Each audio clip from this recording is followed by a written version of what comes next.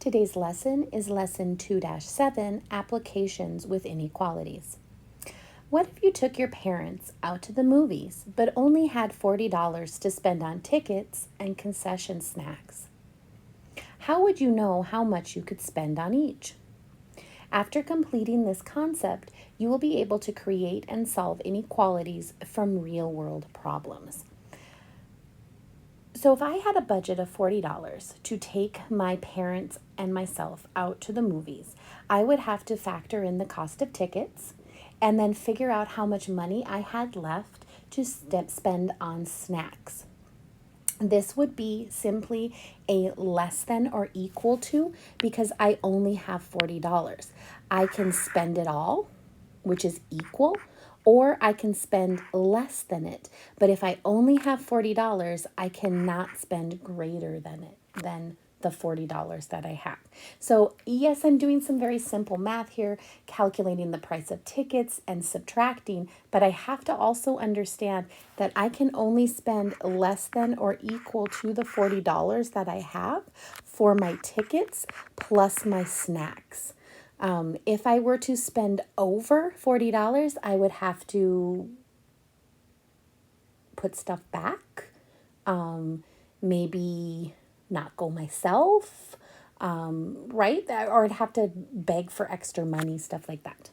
All right, so that's what we're going to talk about here, some real ways that we could actually use inequalities to help us in our everyday life. Let's go ahead and take a look at example 1. In order to get a bonus this month, Leon must sell at least 120 newspaper subscriptions. He sold 85 subscriptions in the first 3 weeks of the month. How many subscriptions must Leon sell in the last week of the month? All right, so Leon has already sold 85 subscriptions. Plus, we know that he has to sell a certain amount more. Now he wants to get at least. He wants to sell at least 120. At least means he wants to equal it. So let's go ahead and put the bar. But at least means he wants to sell 120 or more. He wants to go over it, at least. All right, so now we have our equation set up. Let's go ahead and solve it. It's a very simple one-step equation. All I see is addition. So to get rid of the addition, I'm going to go ahead and I'm going to subtract. So I'm going to subtract both sides by 85. There we go.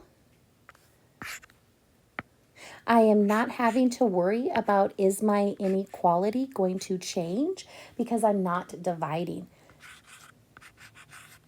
Leon needs to sell 35 or more subscriptions to meet his goal of 120 or more subscriptions.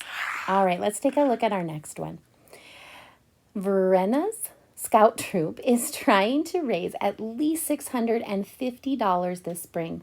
How many boxes of cookies must they sell at $4.50 per box in order to reach their goal? Well, let's just stop and think about how much they would make if they sold so many boxes. Well, they're going to take their $4.50 and they're going to multiply it by the number of boxes that they sell. And this is going to equal the $650, right? But they want to sell, once again, at least, right? So that means they want $650 or more. So we're talking greater than once again. Okay, we're going to go ahead and solve this equation. Once again, we have a simple one-step equation to solve, but this time, since there is multiplication in there, I'm going to grab my eyeballs back just to make sure that I'm on the lookout for my negative when I divide. I'm going to go ahead and divide both sides by $4.50, leaving me my answer of X. These numbers right here, I'm double checking to make sure they're negative. That's why I pause and I use my highlighter. They are not, so I'm going to keep it, and it would be Now, I cannot sell 0.44 of a box.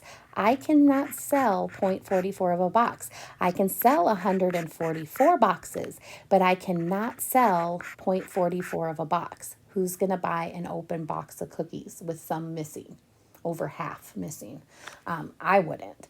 So the troop is going to need to round up, and they're going to need to sell 145 or more boxes. They're going to have to sell 145 or more because they can't sell that fraction, that decimal of a box. All right, our final example for today is the width of a rectangle is 20 inches. What must the length of the perimeter, what must the length be if the perimeter is at least 180 inches? All right, so to do this, I need to know my formula. Now we are in luck because there is actually a perimeter formula for a rectangle. We can add all the sides, but remember in a rectangle, the length is the same as the width. So the top is the same as the bottom, the length, right? And the width is the same as the width. So we could say it is 2 lengths plus 2 widths. So there's our formula.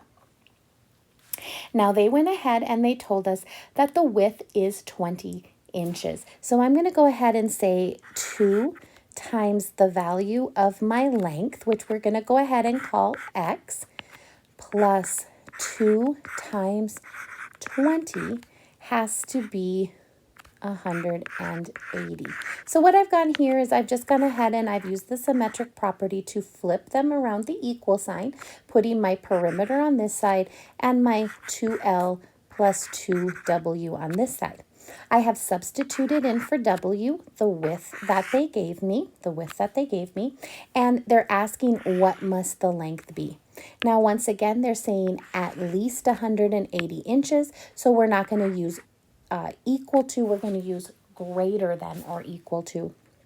Now, this one is a 2-step problem, so we're going to have to go ahead and take a little bit more time to solve this one.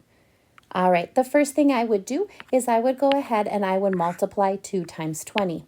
Well, 2 times 20 is, of course, 40. So let me go ahead and get that written down. Now I simply have a two-step equation, inequality. I'm going to go ahead and I'm going to look for plus or minus. I see plus, so I'm going to go ahead and subtract 40 from both sides.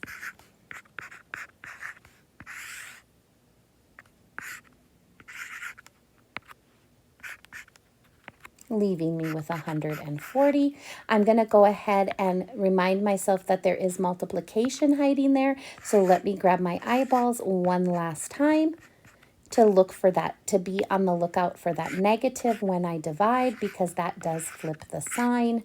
Let me grab my highlighters just to double check my eyes, just to make sure that I'm not seeing things that aren't there. This is not going to flip. It's going to stay greater than or equal to, and it's going to be 70. So this means that the length has to be 70 or more inches.